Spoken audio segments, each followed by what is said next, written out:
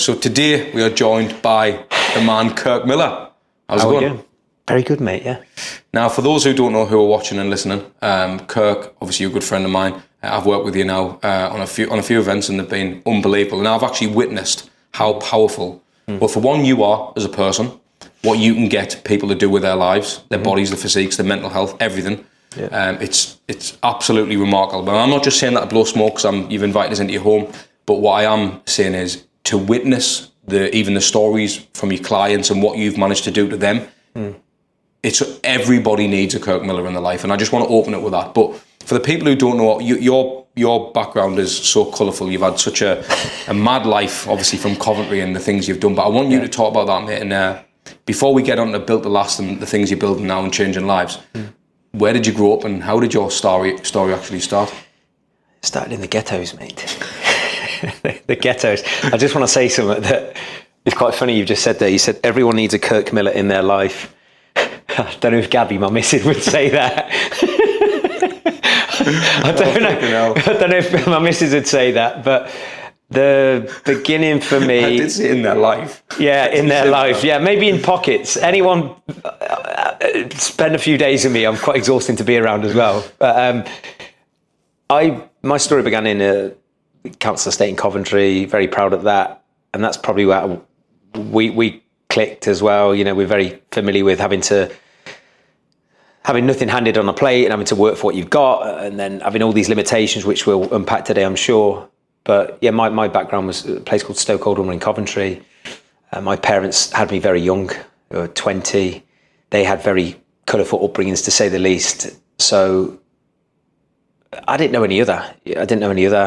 But I really look back at those times in the council estate flat that I first lived in until the age of 7, and then we moved into another council house when they got an upgrade. You know, when we had my brother and my sister come along, you didn't know any other. And I firmly believe that some of my strongest values now, honesty, hard work, perseverance, they come from those backgrounds. And I definitely think I wouldn't have the grit or the mentality that I have today if it wasn't for that upbringing. Because I know that from the people who don't know you, certainly the people who do, but the ones who don't, you are definitely recognised as someone with, you know, a very, very strong mindset. Do you think that resilience was built up because you grew up in a council estate? Now, there is obviously two ways you can go. You grew up in a council estate, you can end up in prison. A lot of people do go down that route. What do you think it was that kept you on the positive and developing that mindset that you've got now? Sport. I think sport from an early age. Sport, and look, everyone has a moment in their life, knowingly or unknowingly, that sort of shapes their beliefs. That is that first moment in your life that isn't really part of the script. You know, think about we come into this world, we're carefree, we don't know any other. We're getting our ass wiped by our parents. You're this little baby crawling around and learning to walk, and something happens that doesn't make you feel good. You know, when your awareness of what doesn't make you feel good first comes to light. And the first moment that I could recollect that, and I've unpacked this with life coaches and some of the personal development courses and stuff I've been on, was at the age of 3 or 4, I think it was. I woke up, I couldn't move my legs. I had this weird form of arthritis, and I can still picture it now, you know, in this little council estate flat. You know, I've looked back at pictures that my mum shows me, and I couldn't move my legs. I had a weird condition in my knees, where it was a weird form of arthritis. And I remember very, very vaguely being in and out of hospital, and I'm going to get crucified by any of my doctors or clients who are doctors listening to this. I was in and out of this thing called plaster and parish. It's like Paris. Plaster Parish. Yeah. But basically, I was like Forrest Gump. You know, you constantly in like a casting around your knees because they weren't very strong. And that continued on and off for a few years. My mum would regularly be taking me to hospital.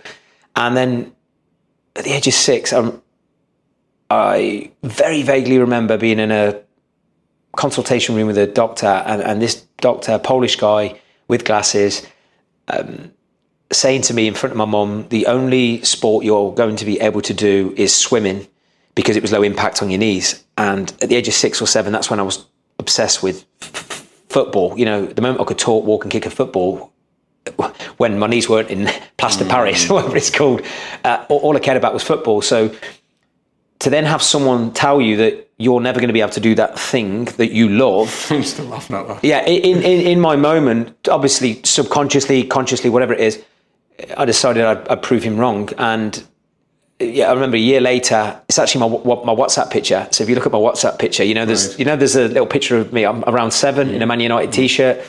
Picture the scene. I'm there with my arms raised. Why do I have that as my WhatsApp picture? I won a 400 meter race by 100 meters at the age of 7. A year after that specialist had told me, all you do is swim. So something must have switched at that moment, that I used that opinion of that specialist as, I don't know, some form of strength that I will prove him wrong. And I'd like to think I did. Obviously, I then went on to play football, join Coventry, and arguably now, even with my training, my legs are my strongest asset. Okay.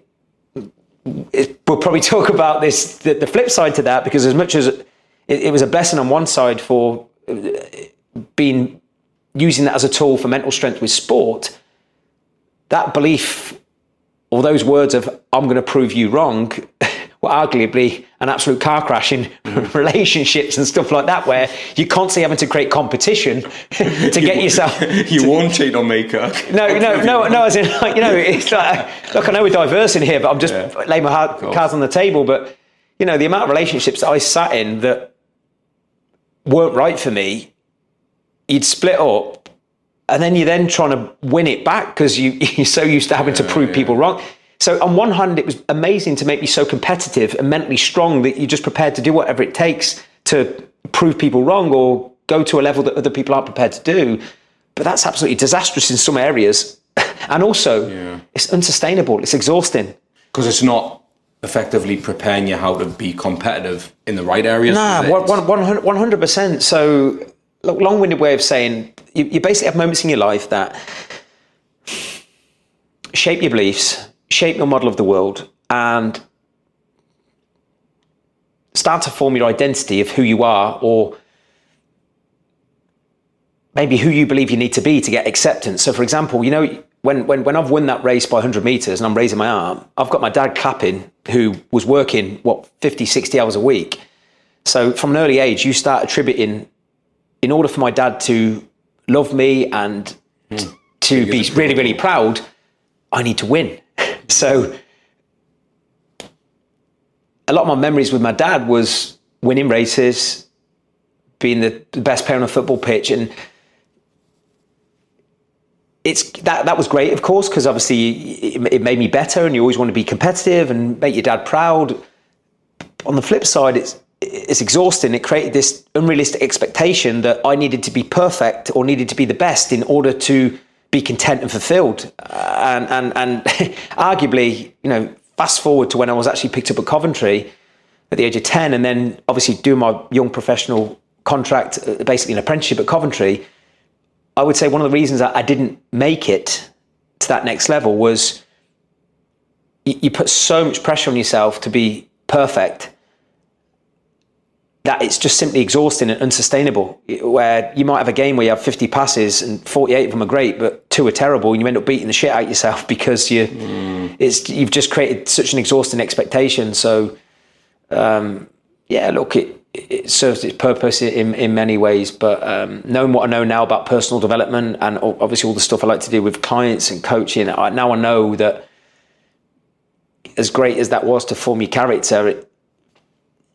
there's always a trade-off for usually what is a superpower in some areas of your life, It's hard, that, isn't it, Kirk? Because you're right, like them exact sort of things that make you who you are, you can look back in retrospect and think, actually, that was quite negative, or you can even resent people for that. Why did I only want to get the approval of when I was doing something competitive and making them happy and things like that? But on the flip side, I understand we can look at the negatives, but if we look at the positives, you would not be you and impacting the lives that you're impacting now, because and you have the understanding of that. Yep. Like I always, you're going to laugh at you, but I always say, I think the best policemen would be people who've been to prison. You're probably right. Because they literally understand the law. and how to break it. And how not to break it, do you get what I'm saying? And get away with things. And so that person would be more equipped with dealing with real life. Yeah. Most people in that scenario or that system probably aren't that way. And I feel like because you've dealt with that, how can you be the guy who motivates men, but you've never needed to motivate yourself? You can't. No, you can't. Work. No, these moments, I don't regret a thing at all. If you haven't been through those moments that caused you pain or caused emotional heaviness or a roadblock in your life in some way, then I certainly wouldn't be the coach I am today. Because how would I know how would I see in someone else a limitation, emotional heaviness,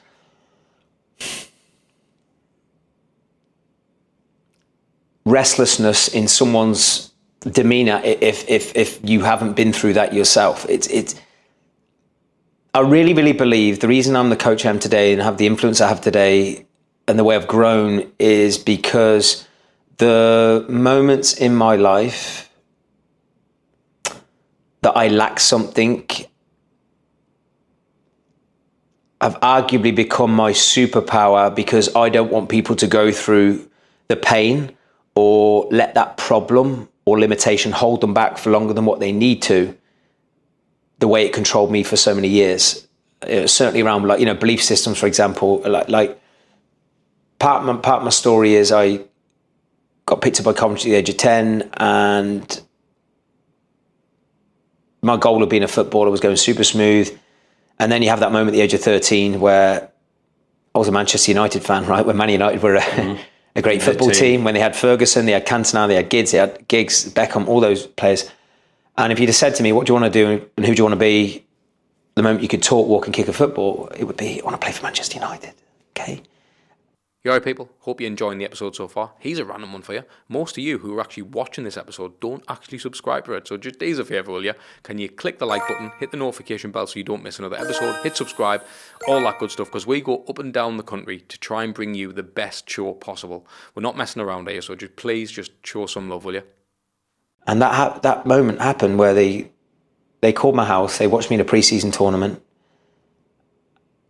where we were rooming with the Manchester United boys, and that they must have picked up on that I was obsessed with Manchester United, because I was speaking to the staff, we'd be watching the games together, and they obviously watched me, and I played out my skin that tournament, and they called my house a few days later, and my dad is so excited, he's got on this piece of paper, like Manchester United scout, he comes off the phone, and basically they wanted to invite me up to Manchester. I was 13 at the time, and you could sign for schoolboy forms at the time from the age of 14 to 16, but you weren't legally allowed to sign until you were 14, so I'd have had to wait, and which I was prepared to do, right? You got this chance of literally signing for the club of your dreams, and Coventry found out. Gordon Strachan turns up at the training ground a few days later, and he's like, pulls me away. The first team manager doesn't turn up at an under 13 training ground on a wet Tuesday.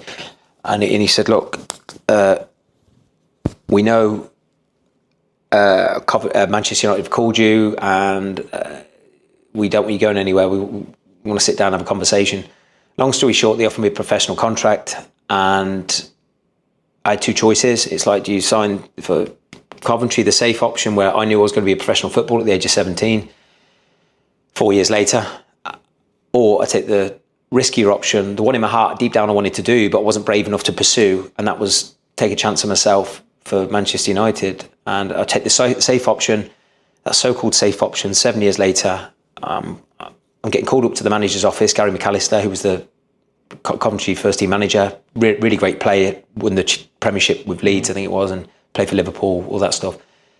And you're walking up the stairs, and within 2 minutes, you're getting told you're not good enough, and you're getting released. So, how did he tell you weren't good enough?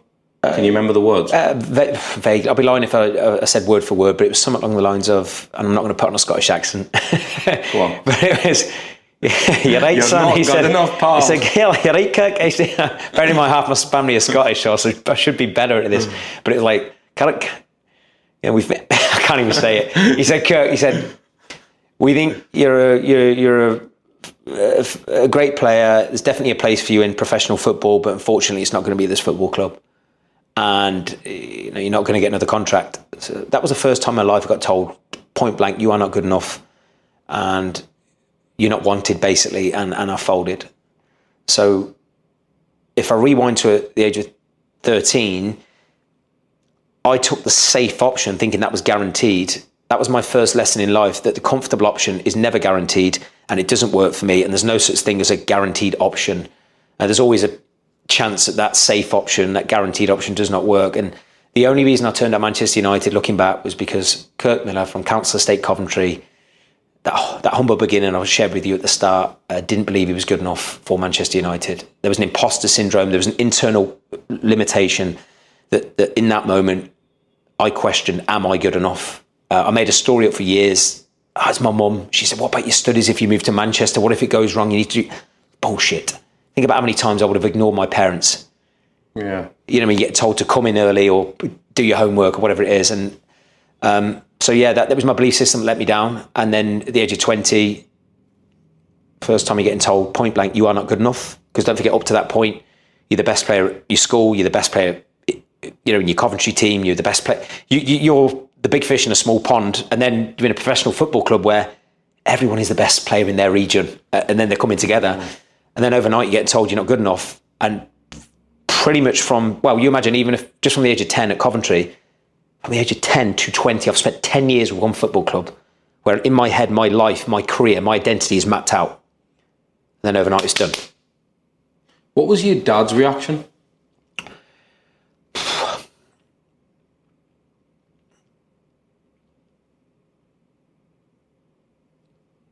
I can't remember exactly, but no, my dad, of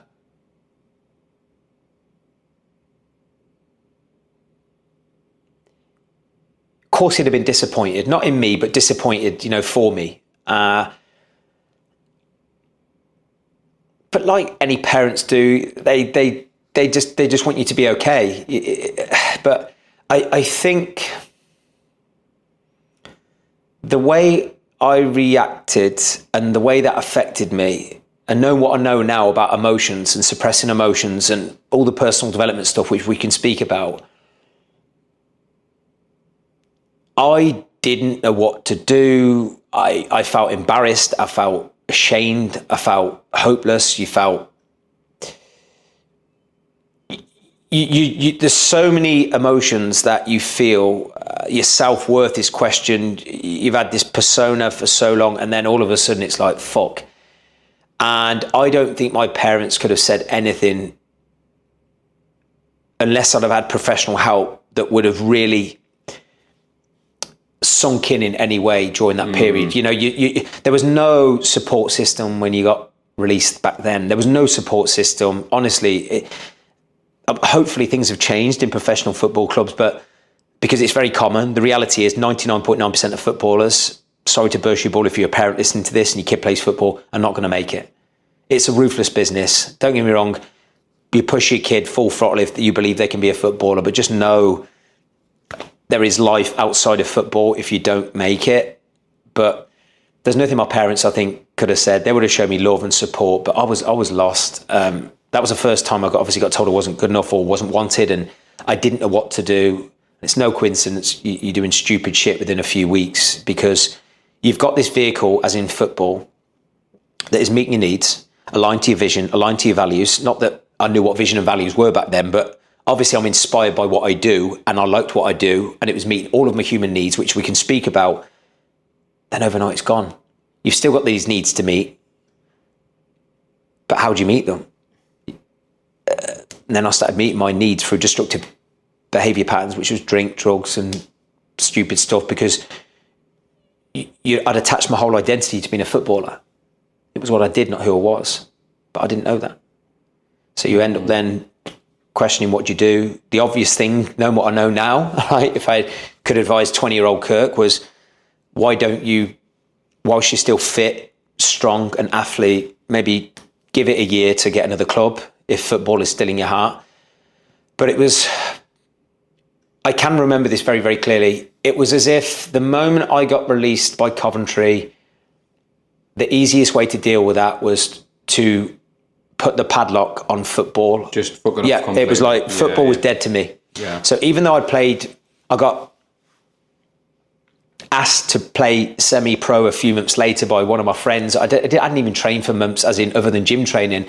And I turn up and play a semi-pro game. You still, at that point, you're the best player on the pitch still, because you've still got this professional mindset sort of in the periphery of your standards. But my heart wasn't in football. Like, you're just doing that really for connection, probably, and a little bit of pocket money with the because you skint. I was trying to retrain as a plumber. You're on apprenticeship wages, and then you're just trying to top up your money. So I think that was the only reason maybe I still played a bit of semi-pro. It's so funny you mentioned that, Kirk, because I know the feeling. Before I got into, content creation with the fitness stuff, I used to film musicians when I was young. Yeah. And I had an opportunity to film 50 Cent. Wow. Right? Okay. So you can imagine, he's come to Newcastle. Yeah. He's in my area. You've got an opportunity to potentially do an interview with him. So I was like, right, okay, this could make or break me. At the time, I'm uploading videos to YouTube, views and stuff, and things are starting to work. People are starting to reach out and stuff. Okay, sound. Basically, what happened? I got dropped in the shit that night. Yeah. And the guy who I was supposed to be helping me out with this whole thing didn't pull through. Okay. Because of that, I didn't get access. Couldn't meet him. Nothing happened. Had everything, and I imagine I'd gave myself up for about 2 months when I knew this was going to happen. Yeah. When it didn't happen, I remember sitting in the house that night. Because he still went, 50 Cent was still there. Yeah. I went, I'm not even going to fucking turn up. Fuck that. If I'm not getting what I need out of this, because in my head I'd worked tirelessly every day to get to this one thing, and I thought, this could be the shot. It's gone. I'm not going to work fucking 3 more years to hopefully get this again. I could have done it now. And something about that just totally soured us. Now I know what I know now. You'll get your chance another way. Keep knocking down the door. There's nothing that would ever stop us now. But it's how you look at it. It's how you look at it. It's how you frame it. And basically, a lesson will keep repeating itself until you do something different. And it's how you look at it, right? You can play the victim, which I did for many years, and maybe during that period, maybe you did with that, where you fuck it, and you got this brave persona. But everything happens. If you choose to look at it, it's like you're going to look at something as a lesson or an opportunity. And but when you're young, you don't you don't think that. Do you know what I mean? I was. During that period, I was a car crash. I even look at Facebook statuses during that period, and it's like a different person. It's a different person. It's a different person. Somebody pop up. It's just like a different person. It's someone who just played the victim. You focus, and I think a lot of people do this. You might be listening. A lot of people do this. They play the victim. The moment something goes wrong, they play the blame game. You can't change your life from a place of blame. The thing is with you though, obviously you're a good-looking bloke, mate. You look after yourself. You've went from football. You look like a footballer, to be fair. You still have that look. Like, I know that sounds, you can't really stereotype footballers. I can't imagine Kirk Miller, the footballer. Even your fucking name sounds like one. But what I will say is, you went on then because obviously you'll have been in good shape because you had to play football, fitness. I know you went off the rails a bit with the drink, drugs, rock and roll, and all that type of jazz. Maybe there's a few toxic relationships. But you ended up slap bang on the cover of Men's Health. Now, I believe that is arguably every man's dream. During that period, certainly. Who the fuck would not want to be the guy? You were that guy. So a couple of questions off that is, what did it feel like to be the guy? And why did you want to be that guy? Was that I didn't make it in the football, but I've done this? The truth is, it's a good question. The truth is, look, you can say you create your own look, and arguably I think the reason I created my own look to maybe get that opportunity, or the universe make that happen for me, is as low as I felt during that 6 years. So from the age of 20 to 26, I'm a plumber, I'm a gas engineer. The one thing that I was still ruthlessly consistent with, even if I had a big weekend, which was pretty much every weekend, was my training and my discipline with my food during that period. So I always wanted to be in shape. And I don't think the reason why, of course it's a part of your identity, and it was the confidence mask, as I shared at my event the other week. It was a confidence mask because I didn't have any confidence in any area of my life. So the one area that I could control that would give me that little glimmer of confidence was my shape at that point. Okay. And I love training and pushing myself, but I remember picking up that magazine a few years before I won it, and you'd always look at the guy on the cover, and I would say to myself, every now and then I'd say to friends, I've got better shape than him. I look better than him. I could be on that front cover. But it become quite boring to your friend. You know, you're telling your friends, I should. Right? A lot of people talk, right? You don't change your life from saying, I could, I should. It's bullshit. But I was that guy.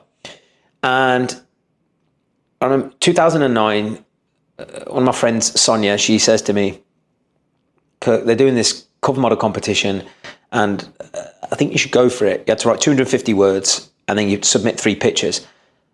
You wouldn't believe it now if anyone watched my content, and hopefully by the end of this episode, they would have this perception that I'm anything but lazy. You'd know me, you've been around me at events. I'm intense, I'm a million miles an hour. My energy's through the roof. However, during that period, it was anything but that. Because I wasn't inspired by what I did. I wasn't living in accordance to my values and all that stuff. So I had to be pushed into doing that. Sonia wrote the 250 words for me. She submitted the 3 pictures for me. So I didn't even submit my own application in 2009. Hear me out here.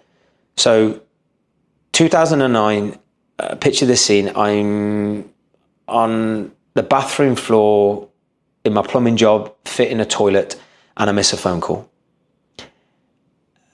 I have a voice note that I then play back a few minutes later. Hey, Kirk, it's Claire Matthews. I still remember her name from Men's Health. We're delighted to tell you you've made the Men's Health final. Can you give us a call back? Now, I don't know what made me not want to call them back, but I just assumed they would call me. It's fucking madness when you think about it. I called them back a week later. Because I'm thinking, why haven't they called me? Hey, Claire, this is Kirk. I've made the Men's Health final. What can you tell me the details? Kirk, I'm really sorry, but we've had to give you place to someone else because you've called us back too late. They give you 12 days notice or something before the final, because they don't want bodybuilders who can prep for 3 years to get on a cover. They wanted the person who's ready. So you imagine then, I'm literally in this hole in my life where I hate what I do. I wasn't content with my relationship with myself. I'm drinking and worse at the weekend. And you've got this moment where you've literally made the Men's Health final and you fuck it up because you didn't call them back early. So then I'm thinking, right, get back to my plumbing job and just crack on. Still kept training. However, between 2009 and 2010, I started reading books like The Secret, started listening to people like Dr. Wayne Dyer, Will Smith, basically a lot of personal development stuff. And I started, instead of being negative and focusing on what I didn't want and being a victim, my energy changed. And you started focusing on what you wanted, and you started looking at the world a little bit differently. You know, I started focusing on different things, and that affects how you feel. It affects your energy and your vibration. So fast forward 2010, competition comes around again. Sonia, she says to me, Kirk, that competition's around again. I think you should do it. I'm like, they're not going to pick me again. Thousands enter it every year. Like you said, every man at that point wants to be on Men's Health. And she's like, no, Kirk, I think you should. Anyway, she did the write-up again. Yeah. I'd actually done one shoot, probably because I wanted some Instagram pictures and maybe got paid a couple £100 or something. Some Armani pictures, or basically I was probably trying to use it to get girls because I was that insecure, right? Anyway, so she submitted the write-up and some pictures on my behalf. And then I'd never forget this day. I'm sat in my plumbing van, hungover from the weekend. I'd just been on a 2-week all-inclusive holiday with my ex-girlfriend in Mexico, and I'd eaten and drank, not touched a weight in 2 weeks, right? And I'd also come back, and then England were playing USA in the World Cup during that weekend. So I was then drinking and taking God knows what as well at the weekend. And I'm hungover to fuck. I'm literally sat in the van, and do you remember the place? I don't know if they're even open anymore. Greg's. Yeah, of course. Is Greg's still a thing? Yeah, so I'm sat in this plumbing van, and it was a Monday, And I was literally weighing up, do I train today? Do I not? Because I was still absolutely battered from the weekend. And I get this phone call. And thankfully I answered it. And she's like, hey, is that Kirk? I'm like, yeah, who is this? She's like, it's Claire Matthews. I'm like, did you leave me a voice note last year and I spoke to you? She said, yeah. And she said, I'm delighted to tell you you've made the men's health final again. Bloody hell. Right. So when you talk about a long-winded way of saying, oh, did I prep for the men's health? And no, I didn't. Just thankfully I picked that phone up, right? And even though, picture the scene, as much as I was always in shape year round, 2 weeks on an all-inclusive holiday can do an awful lot of damage. Yeah, of course. Right? And I'm looking at myself feeling soft as shit. How quick did you have to do it? The final was about 11 days later, 11 or 12 days later. And so I'm looking at myself in my plumbing van going, I feel soft as shit. What am I going to do here? But you know what it was? I knew I was going to win. It was a weird feeling. I knew I was going to win. It was as if like the universe is trying to tell me something here that how many people get a phone call 2 years on the bounce, and I just knew I was going to win. And I just remember speaking to a couple of guys in the gym, some great bodybuilders, and they told me what to do with water. And I was just super strict for 11 days. And I remember turning up on that men's health shoot, and there were seven of us, and I just knew I was going to win. I can't explain it. It was just an energy. And I remember saying to myself, I'm going to be 100% me, and whether I win or don't win, at least I'm in a position now to be authentically me and just enjoy the moment. And I'm convinced that, yes, of course, I had the physique maybe they wanted and the look or my face or whatever, but I was just so authentic because they did an interview, and I remember the other guys, and look, they're all good guys, but we had to do an interview afterwards. And I think one of the things they liked, because I remember when they did the award ceremony, they just loved the honesty. Mm-hmm. They loved the real guy who was the plumber, drank at the weekend, had a Chinese, and then was in the gym and he was in shape. Mm. And I just told the truth. I said, look, when I train, I train. When I work, I work. When I party, I party. And then, look, I suppose the rest is history, really. Having that then, how did that make you feel? I understand your thoughts and feelings going into it, but once you got that... Yeah, so look, picture the scene if you listen to this. Imagine being in one of the most darkest periods of your life where you have no hope for the future. You feel lost, you feel alone, even if you've got friends, and you're looking for any glimmer of hope that there is more out there for you, but you can't seem to find a way. So when I won that men's health final, I was instantly energized. And of course, it helped, social media, all that stuff. But I remember waking up the next day, and I remember saying to myself, I need to take advantage of this opportunity. And this is the universe saying, you need to follow your passion, follow your purpose, and be brave and take a chance on yourself, even if I didn't have all the answers. Mm-hmm. So in that moment, I just said to myself, like, I need to use this as a cue to get into a career that is aligned to my values and what I like to do, which the obvious thing was coaching and personal training. And yeah, I'd like to say I took full advantage of that. Within 9 months, I'd quit my plumbing job. Even with that though, I took a risk, which I wasn't prepared to take at 13 and 20. So it took me, I was 26 at the time. It took me 13 years to take that risk and fully back yourself, to no guaranteed outcome. Even though now, right, you see the community I've built, you see the events I've built, still a growing business by all means. I'm not a finished ticket for anyone watching this or listening to this, but people see now the front end of those events. You see the caliber of clients I'm working with, right? I'm working with some absolute giants. But my coaching career started with me quitting my job with only 5 hours guaranteed personal training. I didn't have a car because I was driving around in my plumbing van that a company owned. Mm. So I quit my job with 5 hours personal training. I had to borrow my friend's van just in case I needed to do plumbing. I said to myself, I maybe need to do some plumbing jobs on the side. Thankfully, I never needed to do that. Mm. But I remember that van, Danny lent me, bless him, that kept breaking down for a few weeks. So I was having to get taxis to the personal training sessions because I didn't have a car, didn't have the money. Mm. So I just sort of said to myself, you go all in here, and if you can do such a good job and you show your energy, your passion, and of course the men's health stuff did help, from a trust perspective. And that's social proof, isn't it? Yeah, it does. And also I was always a guy that was known for being in shape. So even though the obvious thing, even from 20 to 26 was Kirk getting to coaching, because you can show people how to look a certain way and feel a certain way, but it was too obvious, you know. So yeah, I did that, got busy very quick. Within a few weeks, you got a full diary, as you do when you follow your passion, your purpose, right? Right, you've done it, ads, okay? Yeah. And I became, I suppose, the big fish in a small pond, really proud of my roots in Coventry. Started doing my online training, completely winging it, didn't have a clue about business, systems, marketing, sales, all that stuff, but I knew I wanted to help more people. And then during that period, I was also lucky to get, I think someone must have broke it now, probably my friend Mr. Terry must have broke that, but I got record covers with Men's Fitness, and you know, you're on the billboards for exhibitions of Body Power and all that stuff. You're the guy because you're the cover king, I suppose, at the time. Yeah. So that helped. Had some great memories with different brands like My Protein, Grenade, good friends in the industry, good times, but I still had a lot of work to do. On the personal development front, that was a work in progress all the time. So my body was still the mask for confidence and to mask the insecurity. And even with my coaching, if I look back at that time, I was a glamorized motivator in the gym, but I didn't understand what it actually took to change someone's life outside the gym from an identity perspective. And certainly the niche I'm in now with business leaders, entrepreneurs, there's no fucking way I could have worked with those guys back then because I didn't understand the pressures of managing work, relationships, being a parent, juggling lots of balls.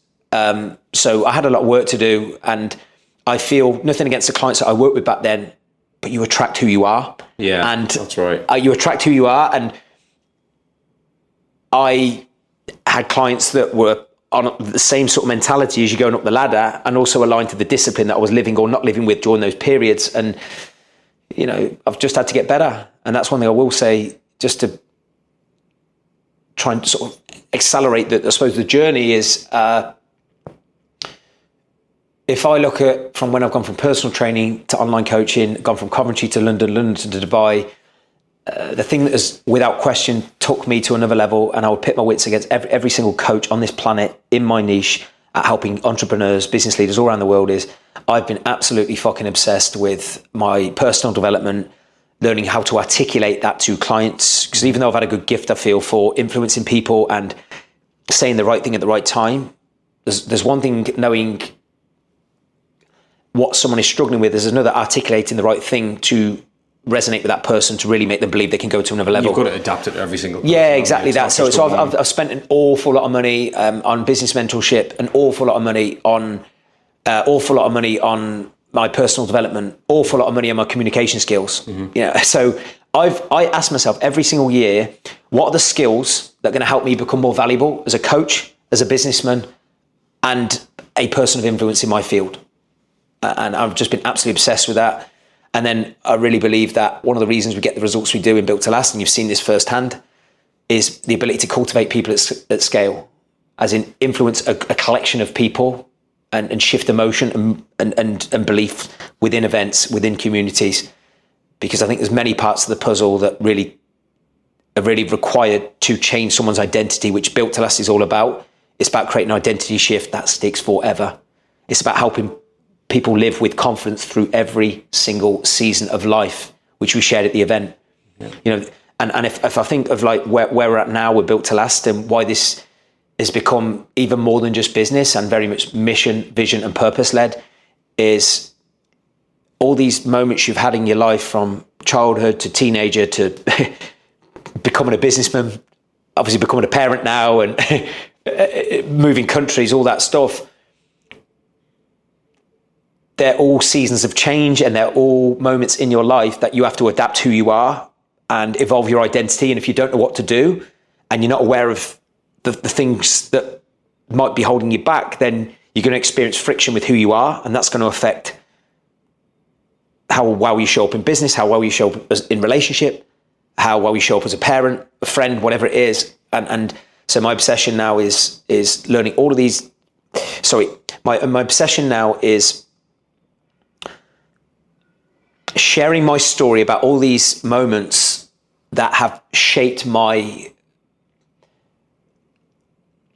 as a coach, shaped me as a man, shaped me as a leader, and then putting that to a system, which we've done with Built to Last, and a community that can help people, certainly in my niche with entrepreneurs and business leaders, genuinely become the person in their heart they want to be, Well, that's the thing, isn't it? A bit like the football, a bit like the men's health club, a bit like how you felt. All these little things, being a dad now, moving to Dubai, building a bigger business, work with higher clientele, all these things are literally equipping you to be able to adapt with the people who you're dealing with. So when you were saying about you are who you attract and all that type of stuff, you attract who you are, it's very similar. Had you not been a dad now, I bet you're more attractive or appealing your business model to dads. Do you get what I'm saying? So it's like, even when you weren't a dad, when I was at the last one in Marbella, even before that, and I'd seen you on Instagram and things like that, even what you were doing was appealing to me, because I was like, I've got a kid and I could probably benefit from having Kirk somewhere along the way here. Yeah. So I was like, I need to be involved with this. So when the opportunity to work with you came about, I was like, well, I get to actually, for me, mate, it was like, I get to come to the event, and I loved that, and I got to see what it was all about, and then realised the results you're getting for these people, it's not just something you see online where you say, this guy's just selling something. No. That's the byproduct of the change you're giving to the person. And it's not just about training and nutrition and sleep and water and getting your steps in. It's not. If you're looking to bulletproof your health and genuinely look and feel at the top of your game, if you think it's just down to training, nutrition, sleep, water, steps, sadly mistaken. It doesn't work. It doesn't work. It was that simple. Why aren't we seeing more people walk around more emotionally content, more healthy, more at peace with who they are, and they don't know what to focus on, and that's what I believe I've created and I'm aware of, and what we can help clients with. But it's took, like you've just shared, me going through these moments in my life and realizing what I didn't have at that point, then learning the skills to then help, obviously, me deal with those challenges, but then teach people how to do the same. Do you understand? Because, just very quickly, I know for people listening, I haven't got time to go all into it today, but, the 6 pillars that I believe genuinely help people live with confidence through every season and help them become built to last or have that identity that shifts forever is purpose, knowing what you want, why it matters, and living aligned to that. Okay, you can be as healthy as you want. You can be in the greatest shape in the world. If you're not living with purpose, you'll never be happy. You'll never be emotionally healthy. You need structure for all seasons, not just seasons of the year, because everyone has different social, emotional, and habitual behavior patterns. Would you agree across the year? Yeah. That's why people are on it and off it, and they lack consistency. So when you say seasons, you mean seasons of life, like you've just shared. Season of life. When you start a business, when you exit a business, when you get a role within a company, you start a new relationship, or you're 3 years into a relationship, or you're married, then you have a kid. All of these things, they're seasons of life that create challenge or an opportunity to grow. But if you're not aware of who you are and you're just on this hamster wheel of life, then if relationships break down or you don't get the outcomes you want in business or the growth, then that's going to show up. But it all starts from you as the person, right? And even like illnesses, injuries, moving countries. So many people now are moving countries or cities. It's like you need to adapt who you are and adapt your operating system that looks after you at different seasons of your life. Does your plan of how you manage your training, your movement, your food, your mindset, your family, your work commitments, how do you package them in your calendar? Right? Okay. Cool. Yeah. Minimum non-negotiable standards as well. Like if you want consistency, a lot of people, I'm really good when I've not got a lot on. If you're 40, 50 with kids, business, let's be real here. When was the last week of your life where you didn't have a lot on? Yeah, doesn't happen, does it? Then the third pillar is physical confidence. That's all around your training, your movement, your high performance nutrition and recovery. Physical confidence, everyone has a different meaning on what physical confidence is. Some people, it's how they look. Some people, it's how fast they run. Some people, it's how strong they are. Some people, it's how vibrant they feel or how confident they feel maybe with their health metrics, but ultimately it's for a feeling. You want to be confident in some way of your physical asset, because without that we're fucked and you're not going to live too long. Or there's one thing living long, but there's another thing having a quality of life whilst living long. You can't do that if you don't have physical confidence. Okay. 4th one is emotional confidence. As you've heard, hopefully it's come across today, you can have as much physical confidence as you want, as in lean body, abs, strong as fuck, fit as fuck, run 3 high roxes under an hour. If you haven't done the inner work on your belief systems, your emotional well-being and your emotional consistency, that'll be forever a mask for the confidence you are pretending to have on the front end. And I really believe a lot of people, whether it's me during that period with my body, of you're saying there, you're on all the covers, Kirk, great. You're on the front cover of Men's Health, you're in covers all around the world, literally. That was a mask for the confidence deep down I didn't have because I didn't know how to work on that. Because them 6 pillars you mentioned there, that's actually covered a lot of questions I wanted to ask you about. Well, there's 2 more. There's 2 more. Different struggles. But what I want to ask you, Kirk, is when you look at all these seasons in life, right? If you have 6, pillars, if you have 8 pillars, if you have 10 pillars, will you be adding more pillars? No. Because, but how do you know? Because you don't know what you don't know yet. No. Can I turn the light on? Yeah, turn the light. Yeah, of course. Yeah. Will you be adding more pillars? Because you don't know what you don't know, do you? So how do you not know you're going to have another 2 kids? Or something's going to happen? Or you're going to break a leg? Or then you're going to have to deal with having it? Because Kirk Miller has never dealt with a broken leg in 2 kids. Living in Miami. Because it hasn't happened. How can you fully confidently say that you would be equipped to deal with it? Or do you believe that's the beauty of what you do with Built to Last? You go through things and implement them, so you're giving other people the infrastructure to, or you can give them the tools to be equipped with dealing with them situations. Because what happens because my curiosity would be, okay, Kirk, this is the chapter of life I'm in. This is the season I'm going through. You've not experienced that. How can I be helped from you? Or is that deeper? Is it like, ads, you need to work on this and I can identify that in you? Doesn't matter what season you're in? Well, the pillars that I've created aren't just formed on everything I've gone through. They've also been formed on coaching thousands and thousands of people who have had more kids and have gone through maybe other traumatic experiences that I haven't personally gone through, but I've helped people coach through. And I also have incredible experts who have contributed to either talking or helping our clients within that ecosystem. I'm not arrogant enough to know, or I'm not arrogant enough to say that I've got all the answers personally, but all I know within those 6 pillars, because they are so detailed, within each 6 pillars, there's 3 categories that can be explored to help someone in a given area.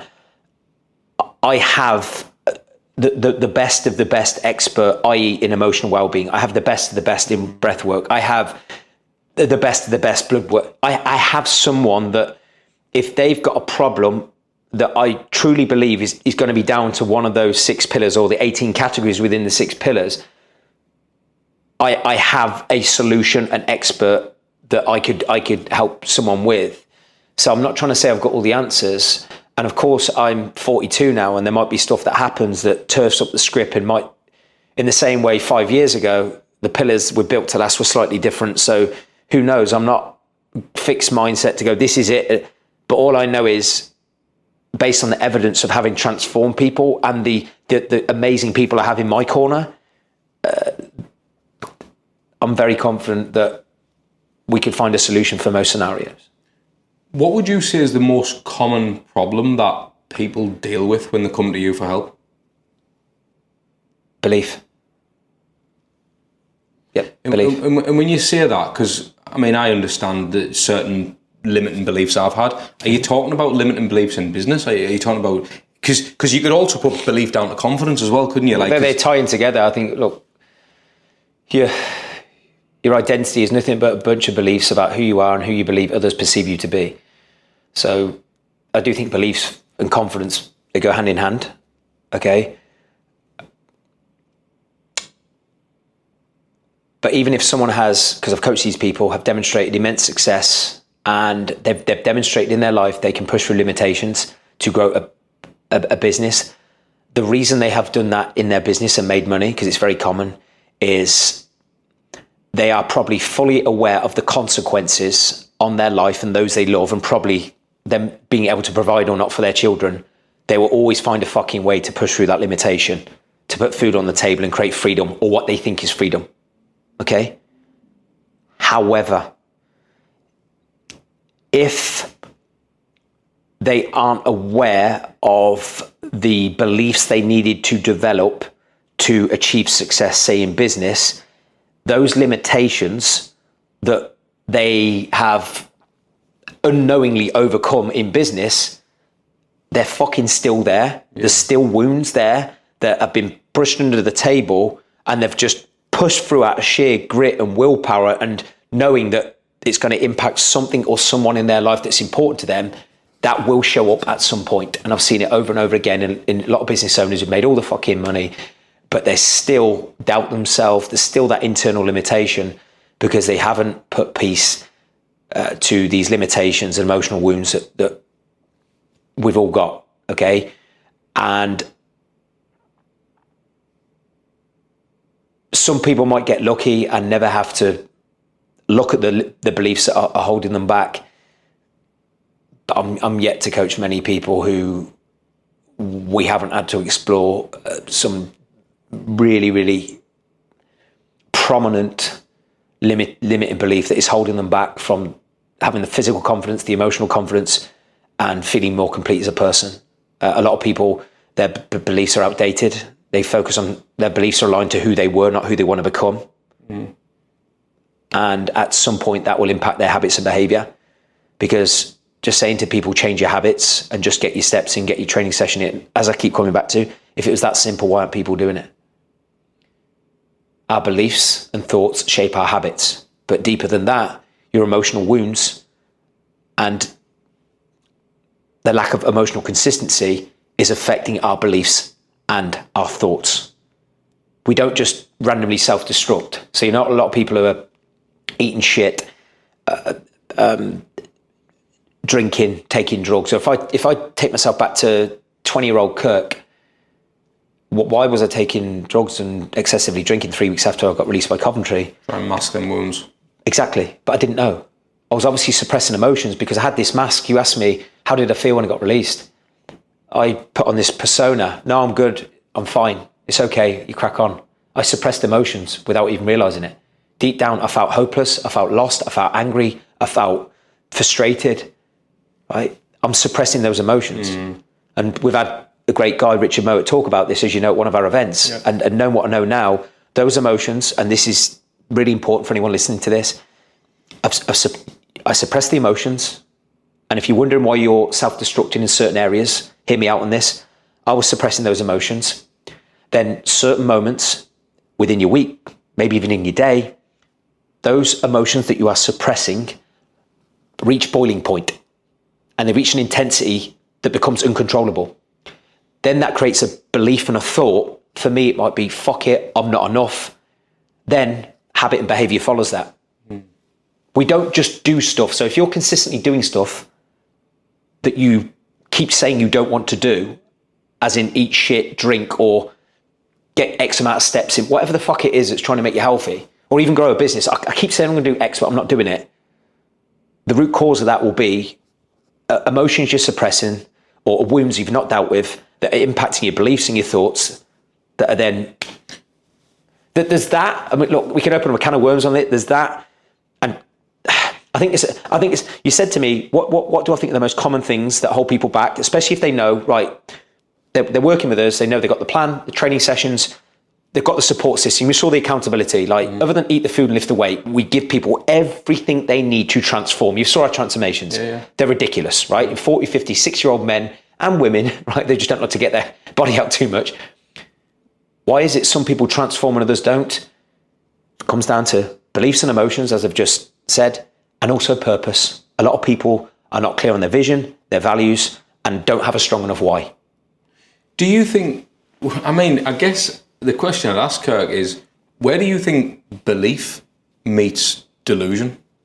Because it's all good and well giving people a belief talk, but when 45-stone Dave comes in and he wants to be an Olympic champion boxer, yeah, where's the level where it's like, actually, Dave, maybe this is not for you? Like, or is it a case of we can shift the timber, we can get your mind right, maybe we can get you on that path? Like, yeah, do you know in your head, like, because I do believe delusions can be very healthy. A lot of the things you've managed to achieve is pure delusion. Like, who's to say Kirk Miller from Coventry could be on fucking Men's Health? That's wild. Yeah. People don't do that. Yeah. You did it. So, council estate, usually, nothing different about you, but you did it. You achieved what shouldn't be really achieved. It's not done by many. I mean, again, you lived every lad's dream at that moment in your life. Yeah, okay. So where's the line? Where does that line kind of meet delusion and belief? Or do you just think whatever that belief can do to that person, it's worth it? Do you know what I mean? Well, if you believe you can, mate. I think rather than like getting too caught up in, okay, what is delusion and maybe just ask yourself right now, like, do you actually know what your beliefs are? And are they aligned to the person you're trying to become and the life that you're trying to build? Like, everyone has expectations of how they want their friendships to look, relationships to look, their family life to look, their business, their bank balance, their body, their health, right? Everyone has a core expectation in some way. Where you're going to be continually disappointed if you are, like you just said, genuinely, absolutely fucking deluded with your expectations, right? The formula for happiness is this. You have a core expectation, and then you've got how your life actually is, right?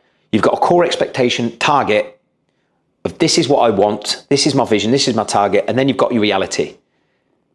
Are your actions, habits, environment, and how you're actually living aligned to that expectation, right? This is something for people to listen to do. Think of an area of your life that's going really, really well, okay? Many people, business owners listening to this might be business, okay? I can almost guarantee that if you drew a line from your expectation to your reality, that would be pretty much in line with, okay, well, now business is going good, that's what I expect. Or at least it's going to be pretty close. Yeah. But then the flip side, if you've got an area of your life that doesn't make you feel too good, it's either going to be down to not being clear enough with your expectation or being deluded with your expectation because how you actually live isn't aligned to that. And where we get into depression and anxiety and all this stuff is when we have an expectation of how our life should be versus how it actually is, and we don't believe we've got the power to change either, which is bullshit.